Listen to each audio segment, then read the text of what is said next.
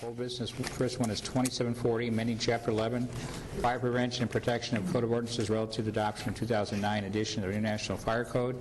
It allows a more rapid access to the property without damaging the property. This key box system greatly does that. I think that we have not duly considered all the privacy and Fourth Amendment issues that come along with having the keys of your business or to your home on the front of your property. In this day and age, to have access to everybody's apartment. Let's say a city government employee decides that they need a new Xerox copy machine. Who would be liable? Or they need a new printer or a new computer. What if a key is stolen? Now, you wouldn't think that anyone would do something like that, but we don't know. Apparently this box is going to be universal, and that's going to have everybody's apartment keys. What if someone gets murdered or raped? Will the city be liable for that? Our job is to make sure property and people remain safe. If I have a fire, I don't think I'm going to worry about the cost of the door being broken down to get into my house to put out the fire. What gives you guys the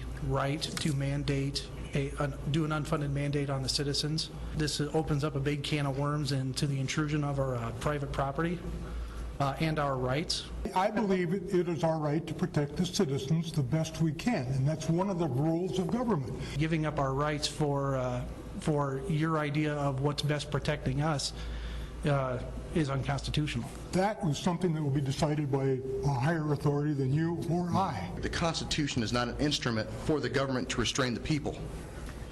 It is an instrument for the people to restrain the government. We can't eliminate all risks in life, because to have freedom, that involves risk. And the more laws you have, the less freedom you have. There's a lot of speculation on constitutionality, and I speculate that the question of constitutionality has probably been asked. To me, not to think that the constitutionality of something has never been questioned, yeah, I've thought of that, but, you know, it's never been decided by the judicial branch that it's unconstitutional to mandate this. Let's say something happens in a building, whether there are people in there or not, and an alarm goes to the fire department and the fire crew arrives. Could be a false alarm, so do you want them to just tear down everything, go inside to find out there is nothing? Or if you're out of town, they should just wait around? No, I'd say go in and tear it down, because I have insurance for that kind of stuff. I'd still like to have the old-fashioned way, and I'd have everybody just have access to my house. This ordinance in no way affects residential property. There's absolutely no effort to put lock boxes on my house, and I wouldn't let them. This seems to me to be a slippery slope. First you're talking about commercial buildings, then I hear triplexes,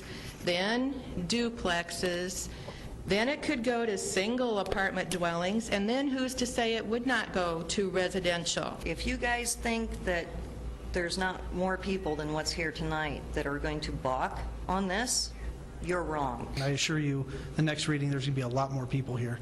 Merits of an idea does not depend on the number of people who hold that idea. If it's something unsafe, we, the elected officials of this city, will do everything we can in the best of our abilities to protect the citizens. It doesn't matter how many people are in this room. We have to protect everyone. Tom, your last one. Aye. 6 voting aye, 1 voting nay, Mr. Mayor. Will be a third reading for the next council meeting 3 weeks from tonight, and you're free to talk to any of us between now and at the meeting also. Okay, thank you.